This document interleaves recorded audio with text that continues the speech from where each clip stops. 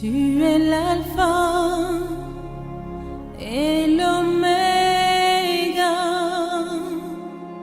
Nous t'adorons. Voilà.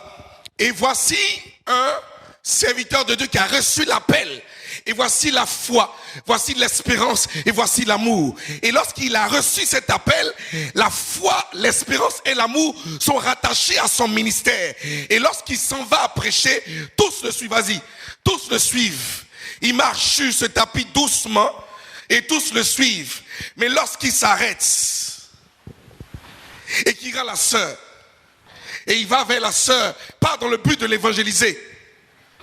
Vous faites autre chose, rentre dans le couloir. Vous continuez et vous vous arrêtez là dans le couloir. Pour dire que les fruits rattachés à ton appel ne te suivent pas dans tes bêtises. Tu as quitté la route de la vision. Tu as quitté le chemin de l'Esprit de Dieu. Tu es sorti de la volonté de Dieu, de la sensibilité de Dieu. Ils sont tellement sensibles qu'ils ne vont pas là où ta chair les emmène. Oh, est-ce que je parle à quelqu'un? Alléluia, alléluia. Ils ne vont pas là-bas. Ils ne vont jamais là où ta chair les emmène. La foi est une puissance. La Bible dit que cette foi appartient à une catégorie de puissance, à de dons spirituels, qu'on appelle la catégorie des dons de puissance. De prendre ce bloc-là et l'emmener dans ton désir. Chanel, il se déconnecte. Et toi seul, tu vas tomber. Mais ce qui est merveilleux dans cette histoire, alléluia, ce qui est merveilleux ce matin où on a arrêté le dimanche dernier, c'est que s'il revient, qu'il s'est repenti, qu'il est venu sur la route et qu'il s'en va prêcher, la bonté de Dieu permet que le groupe les suive. La foi revient, l'amour revient et l'espérance est là, alléluia.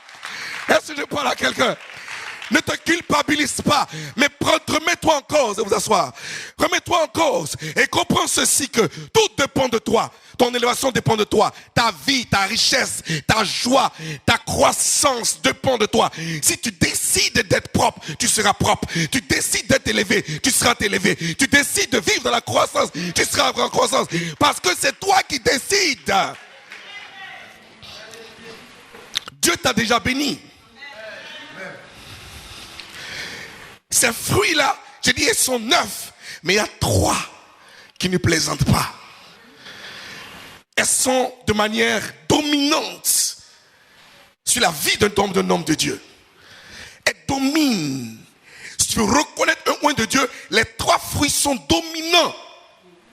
Les 6 fruits qui restent sont récessifs. Ça veut dire par exemple qu'ils sont cachés derrière les 3 qui dominent.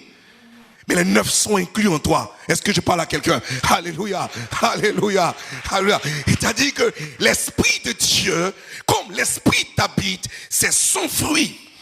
Il dit pas ses fruits, il dit son fruit. Mais il dit son fruit et il détaille, il dénombre 9. Quand même, il dit son fruit. Le singulier en pluriel, il manifeste un singulier pluriel dans le royaume. Il n'a rien à voir avec la terre où on dit ses fruits, vie de l'Esprit de Dieu.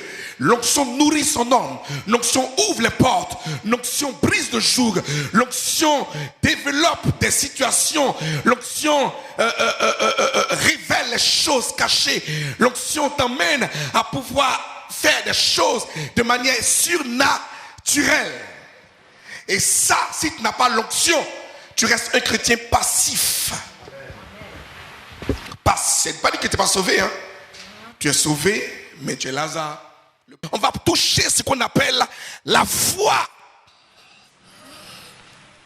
Si tu ne connais pas ça, c'est un problème. Je ne parle pas de la foi en tant que don spirituel. Je parle de la foi source divine et source humaine. Au-delà de notre espérance. C'est ce que la Bible dit dans Hébreux. La foi est une ferme assurance des choses qu'on espère et une démonstration de celles qu'on ne voit pas. La définition exacte de la foi divine vient de là, bien aimé. Ferme assurance des choses qu'on espère et une démonstration de celles que tu n'as jamais vues. ni lis, ni quoi que ce soit.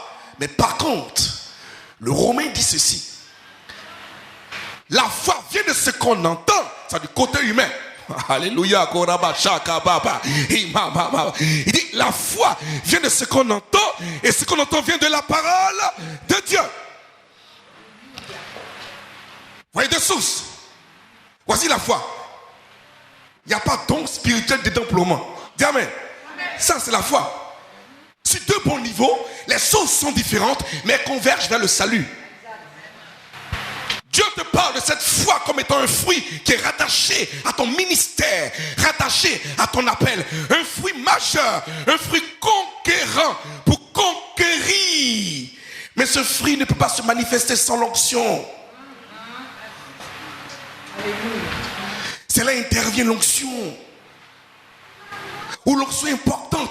Tu ne peux pas dire que tu es appelé de Dieu. Où il n'y a pas d'onction, tu as un problème. Tu as un problème. C'est pas possible.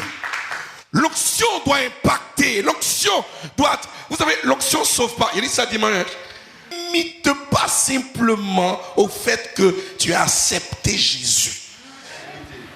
Il faut être équilibré. Celui qui ne témoigne pas de Dieu, Christ a honte de lui. Parce que tu as honte d'annoncer. Or, tu ne peux annoncer que sous l'onction. Yeah! Tu ne peux annoncer Christ que sous le support de l'onction. Maintenant, dans l'onction, il y a deux sources. Oh, j'aime les sources.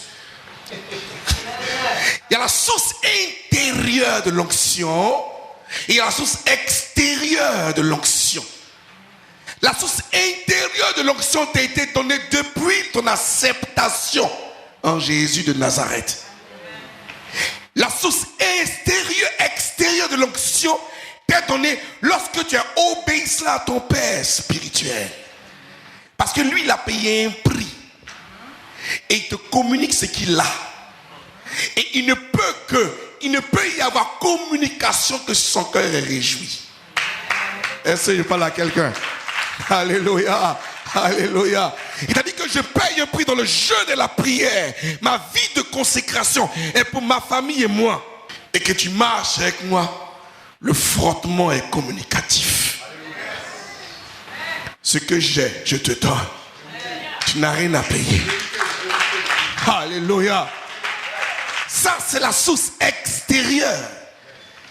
Mais beaucoup d'hommes de Dieu, beaucoup de serviteurs de Dieu, beaucoup d'appelés de Dieu ne développent pas leur source intérieure, mais ils se contentent de la source extérieure en cherchant un mentor, en se mettant sous un pasteur. Et puis bon, c'est pas grave, on est ensemble. Mais le jour où ton mentor est enlevé, tu es en déroute. Tu sais plus où tu vas. J'ai plus de papa spirituel qui va me communiquer encore l'onction. Mais tu l'as vécu et tu as attaché seulement l'assurance de ton salut, la prolongation de ton ministère sur une onction extérieure à quelqu'un qui a payé un prix, qui a fait une alliance avec Dieu. Et tu vis sous une alliance quelconque, mais pas sous ta propre alliance. Alléluia. Nous devons nous révolter. Nous devons comprendre qu'au-delà de ce que le Père nous donne, le mentor nous donne, le frottement d'une connexion divine, nous avons à l'intérieur une onction intérieure à développer.